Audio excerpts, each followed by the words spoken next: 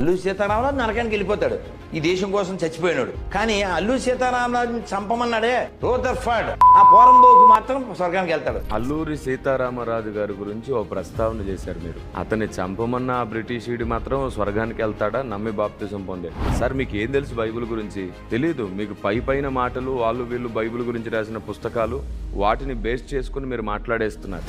నాకు అర్థమైపోయింది. నేను మళ్ళీ చెప్తున్నాను, లేదు, బైబిల్లోనే బుద్ధి లేని కన్యకలు, బుద్ధి కలిగిన కన్యకలు అనే ప్రస్తావన ఉంది.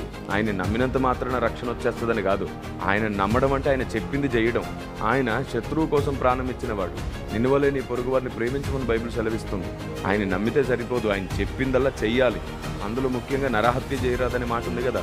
కాబట్టి క్రైస్తవుడైనా సరే వాడు లెక్క అప్పచెప్పవలసిన వాడే అని బైబిల్ సెలవిస్తుంది.